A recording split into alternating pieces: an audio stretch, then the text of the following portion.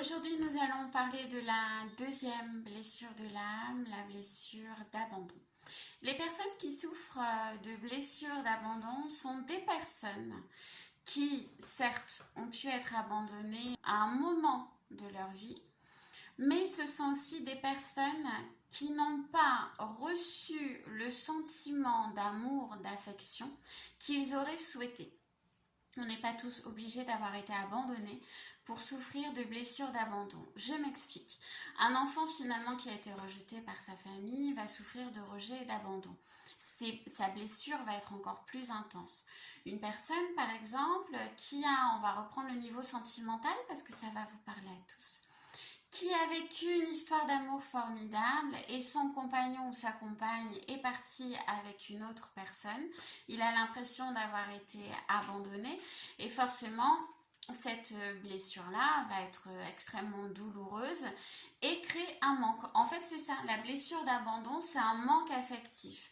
Qu'est-ce qui se passe dans la tête des personnes qui ont un manque affectif? Et bien, leur but premier, ça va être d'attirer l'attention, où on va manipuler, séduire, prendre le contrôle de sa vie pour avoir l'attention que l'on croit nécessaire, ou alors on va être dans la victimisation, la plainte. Pourquoi? Mais parce qu'on dit au secours, viens prendre soin de moi. Ou alors on va s'évertuer à dépenser une énergie impressionnante pour pouvoir satisfaire tout le monde, son entourage, dans l'espoir de pouvoir en recevoir autant.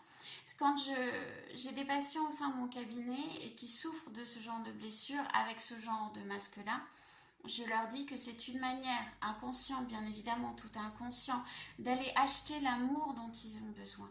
C'est-à-dire que je m'efforce, je m'épuise, je te donne tout ce que j'ai, mais en contrepartie, j'ai besoin que tu m'en donnes. Et le pire, c'est qu'ils se sentent rejetés et abandonnés parce que l'autre en face de lui n'est pas capable de lui donner autant. C'est un cercle vicieux. Donc la personne qui souffre de ce genre de blessure est une personne qui se victimise énormément, qui va avoir pour certains du mal à exprimer ses sentiments, avoir une certaine froideur, avoir la peur de s'attacher. Pourquoi? Parce qu'il aura peur d'être abandonné de nouveau. Donc il va préférer les histoires d'un soir sans attachement, et au moment justement où il va commencer à, il ou elle, à tomber amoureux ou amoureuse de son compagnon d'un soir, de jeu, je ne sais pas, eh bien, il va avoir tendance à fuir. Pourquoi? Par peur, pour se protéger, par peur d'être à nouveau abandonné. Qu'est-ce qui peut se passer? Quand on souffre d'un manque, qu'est-ce que l'on fait? Quelle est la première chose que l'on fait? Eh bien, on va combler ce manque. Comment le combler? Ça peut être la nourriture, ça peut être une addiction. Ça peut être aussi des dépressions répétitives, justement pour que le médecin s'occupe de soi, la famille s'inquiète pour soi, on soit entouré dans un hôpital. Enfin c'est ça, on va aller chercher en fait de là où on va aller chercher de l'attention à outrance, où on va s'épuiser pour donner, pour pouvoir autant recevoir et nous nourrir, ou alors on va fuir pour se protéger et pour ne pas être abandonné à nouveau. Ça va dépendre des histoires et des gens. La blessure d'abandon, elle est vraiment assez complexe. On a différents profils par rapport à ça. Dans mon cabinet, j'ai ce genre de profil. Je vais avoir la personne qui va se protéger, qui va avoir une certaine froideur. Je vais avoir la personne qui va attirer à elle constamment le même genre de compagne ou de compagnon. Pourquoi? Tout simplement quand on se victimise, quand on n'est pas sûr de soi, quand on pense ne pas mériter l'amour que l'on pense mériter, que l'on est constamment dans cette recherche-là, et on attire les personnes qu'il ne faut pas. On fait partie du fameux triangle de Karpman, vous savez. On est la victime. Donc, on va attirer le persécuteur qui, lui, a besoin de pouvoir et de contrôle sur sa victime. Mais on va attirer aussi le sauveur. Donc, ou le compagnon est sauveur, ou il est persécuteur. Ou l'ami est persécuteur, et le compagnon est sauveur. Enfin, qu'importe. Quoi qu'il en soit, ce triangle de Karpman, en faire partie, c'est pas bon. On ne doit être ni sauveur, ni persécuteur, ni victime. On doit être soi. À partir du moment où on est l'un des trois, ça veut dire que l'on porte un fameux masque et que l'on va chercher quelque chose pour se faire du bien et pour essayer de se guérir inconsciemment. Sauf qu'on ne se guérit pas, on entretient du coup ce triangle vicieux. Voilà.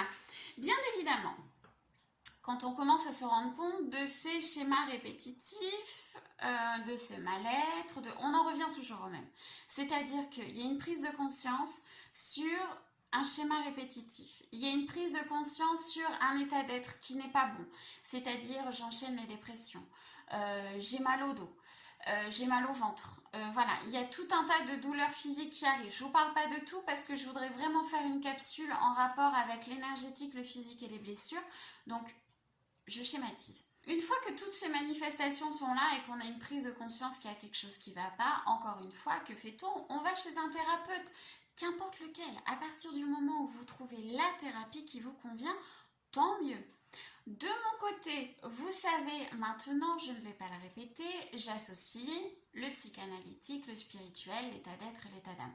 Donc, on va encore une fois aller chercher la source du problème. Et puis ensuite, nous allons travailler. Le but va être quoi? Eh bien, le but va être de comprendre qu'on n'a pas besoin de l'amour des autres pour pouvoir exister. Donc on va travailler forcément sur l'estime de soi. S'aimer soi-même, s'aimer dans son intégralité, c'est-à-dire pas ce que je regarde dans la glace. Si vous aimez le reflet de votre miroir, tant mieux, ça fait partie de l'estime de soi. Mais quand on a une bonne estime de soi, on aime ce qu'on voit, mais on aime ce qu'on voit à l'intérieur et on aime ce qu'on voit à l'extérieur. De toute façon, tout émane. Si vous pouvez être rond, mais vous pouvez être lumineux. Pourquoi? Mais parce que vous êtes en accord parfait avec vous-même.